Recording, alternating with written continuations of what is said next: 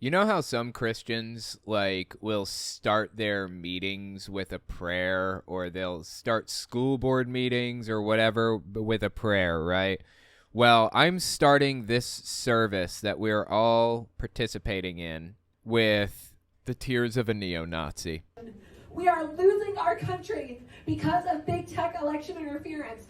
And I am pleading with the Republican Party to please start taking this issue seriously. There you go. Hopefully that rose your spirits a little bit, cheered you up, knowing that there's a neo-Nazi out there who's bawling her eyes out right now. Bawling her eyes out because she lost an election specifically. That is just the pinnacle of beauty right there.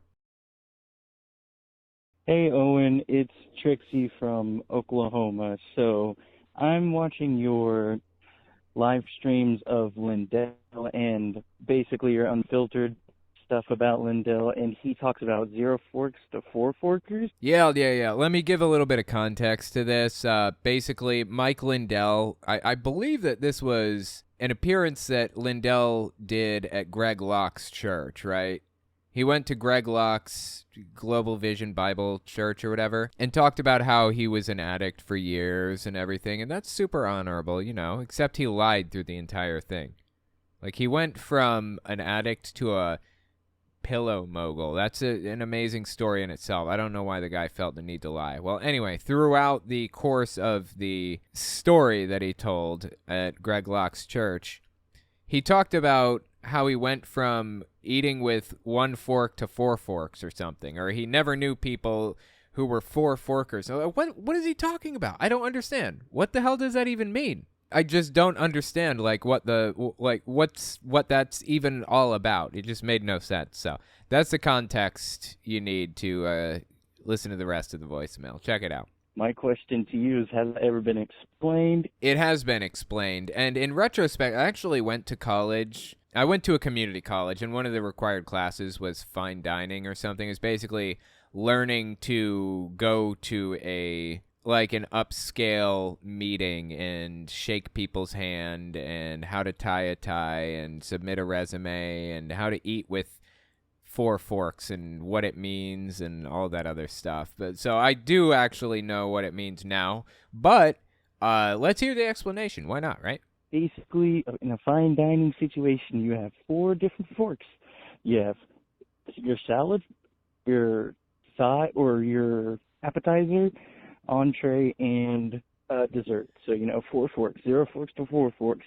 If you're having a four-course meal or no course meal, it's, addiction affects you. Whatever. That's what Lindell's saying, I think. Anyways, bye. Love your show. Yeah, I appreciate it. So basically, Lindell is saying he went from being an addict to hanging out with people who were of a higher class, or whatever you want to call it. Yeah, I mean, I guess I can see the point of using four forks, because I would rather, I have a problem with my food touching. So whatever. Some people just don't like that, I guess. So to each their own. This is Dax Fetter, and I'm from Utah. So I'm an ex-Mormon, and I figured out that it was like a cult from your videos. Anyway, my dad is super bigoted and homophobic. I'm gay anyway, so I have another reason to leave, and so I have to go to church with him, and it just makes me sick. Any conversion or stuff to just get people to be like, hey, yeah, I don't let you make you go, stuff like that. I don't know. I don't have any ideas, so thanks, Owen. Yeah, I appreciate that. It sounds absolutely miserable. I know that I actually, when I got kicked out, I still believed it. I believed it for years. I got kicked out at 18. I think I stopped believing around 21 or 22, maybe. So there was I never really enjoyed going to church, or the Kingdom Hall, as Jehovah's Witnesses call it. I never enjoyed it, but I did it for 18 years and got baptized in the whole 9 yards. There was never really a time when I didn't when I felt like I was being forced to go, even though I didn't believe it, because I stopped believing after I had already stopped going. So I guess I had that going for me. But either way, you can at least say you have your mind, right? Not everybody does. Not everybody has their mental freedom. Not everybody is woken up to the fact that this is a destructive force in people's lives, but you have. There are a lot of downsides. You know, you have to deal with the fact that your dad is bigoted and hates people for intrinsic qualities about them and may not accept or may not like this type of person or that type of person, but you have your mind. Good luck. I know that cannot be fun. I hope things work out for the best in the end, and you can at least know that you have community here among my fans and myself that will support you through it to the best of our ability. Hey, Owen, this is Chandler from Freestone County, Texas. I figured I would share something that was interesting that you probably might not have known, but you probably might know because, I mean, you have gone into and looked at Mormonism before. But did you know that Mormons call anybody who is not a Mormon Gentiles? It's kind of weird because, I mean, Gentile is normally a word used by Hebrews, or should I say by Jews, to mention anybody who is not Jewish. But it's like, if I'm not mistaken, Mormons think that they are like Hebrews, if I'm not mistaken. Yeah, anyways, I just wanted to share that with you. Love you, buddy.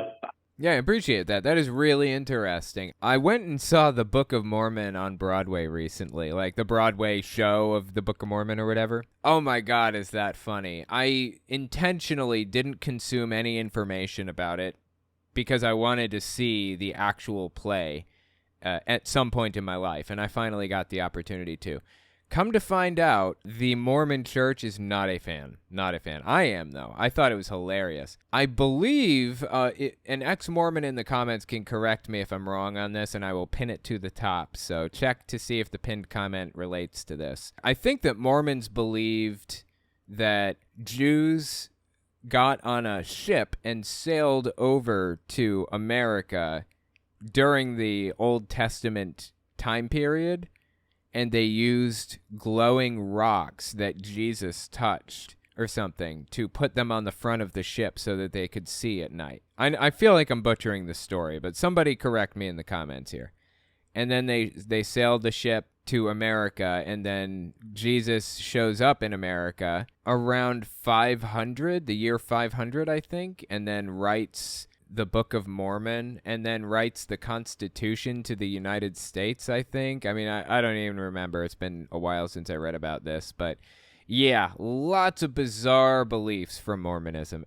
Deeply fascinating belief system, though. It's ridiculous. Anyways, the Book of Mormon Broadway show is fantastic. I think they have it on Disney+. You should check that out if you haven't. They're not a sponsor. I'm just a fan. We got an email. Title is Some Stuff and People and Such. Says, hi, love your content. Great stuff. Thanks for all your content. I'm not a patron supporter, but I may be one day. Well, I appreciate that. If you are, that would be awesome. Otherwise, thank you for writing in. Number one, they had a few questions for me. Actually, they had even more questions than this, but I could only hit like a couple. I couldn't hit all of them. So I figured I'd just hit the first two. Number one, I wonder, have you heard of these people? Drunvalo Melchizedek. Yes, I have. When I started my YouTube channel originally, I found a little tiny insular community among Logic fans and Logic YouTubers. I'm trying to remember some of their names now. Martymer81? Does that sound familiar? He may have been in that. There were a bunch of people in it, but it was pretty small. Most of the people aren't creating content consistently anymore anyways, but one of them was named Smells Like E Minor. Microbloganism was another one. That was one of their names, Microbloganism. Anyway, he's probably still on YouTube. Smells Like E Minor was a really good guy, fantastic guy. He introduced me to Logic, as a matter of fact. Yeah, we worked together and we talked and stuff a lot back in the day, in the early days when I had 40 subbies or even less.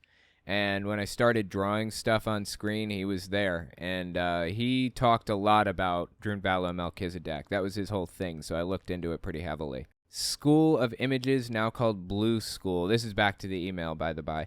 Gigi Young, Female Mystery School, Mars Mysteries, and Maha Vajra. I haven't heard of the others, only Drunvalo Melchizedek. And here's the second question. I agree with your take on Scott Teal Swan, but I did not agree with your take on spirit science, as I do not think it is a cult. My reasoning is I openly agree and disagree with them all the time, and they are perfectly fine with that.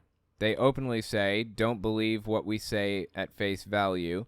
have your own experience, and let's have a conversation about these ideas. I mean, we can say spirit science stuff is crazy, but not a cult, as they do not seem to try to control or manipulate. Just being spiritually back from religion and some form of personal God, I think it would be worth talking to spirit science people and updating your opinion on that. Maybe crazy, but not a cult, but could definitely look like one from afar. Okay, that's an interesting point. I have some qualifiers that I use to decide or to determine if something is a cult. Does it program in a false or a cult identity? I.e., do the people who consume spirit science content tend to have extremely similar, strict personalities to the point where they seem to be almost clones of each other? The problem with spirit science is, sure, in the videos, they have certain ideas about how certain things should go, and they're open about saying,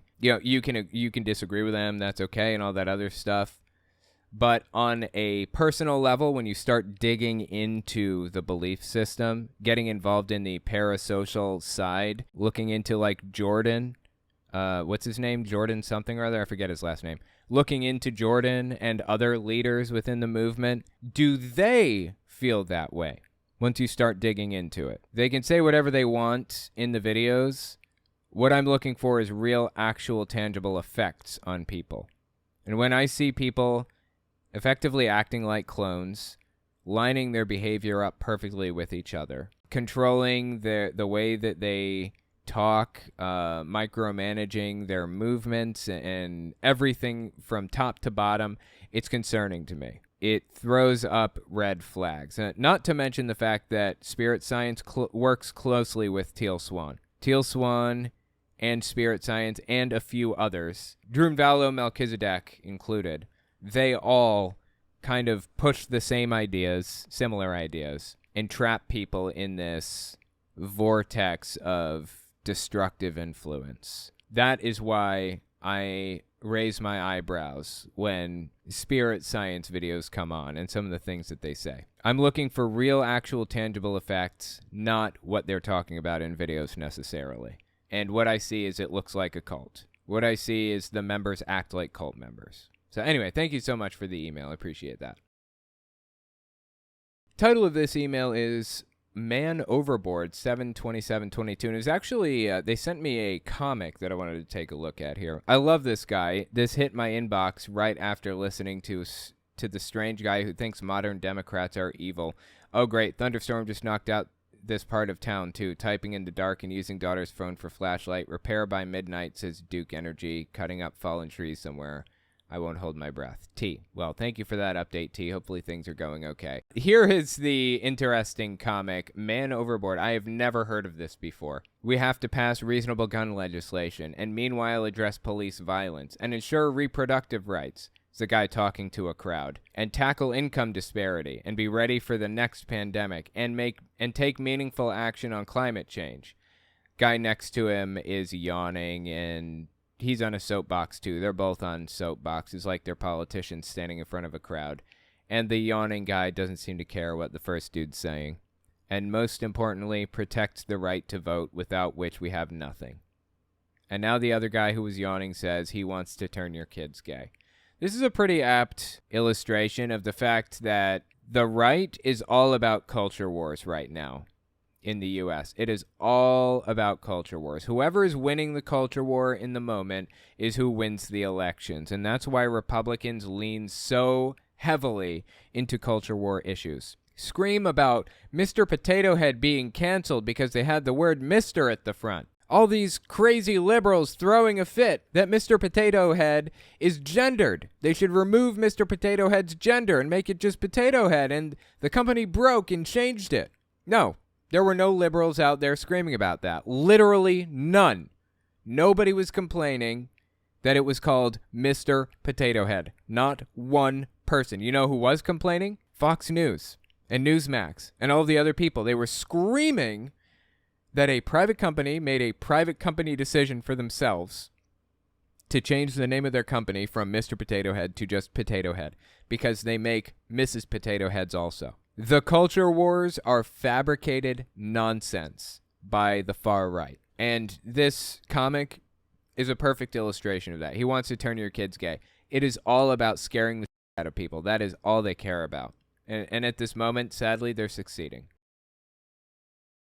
One short announcement. I noticed just a couple of days ago that the podcast, like the one that you download on podcast apps, iTunes and Google Play and CastBox or whatever others there are out there, I noticed that a large 33-minute segment of the podcast clip of the whole episode was just silent. That was my mistake. When I rendered the MP3 file, it hadn't finished importing one of the clips, so I fixed the problem and I replaced the file. So if you didn't get a chance to listen to last week's like Audible, CastBox, iTunes podcast episode, you should be able to delete the episode you have on your phone, re-download, and listen again with the corrected file.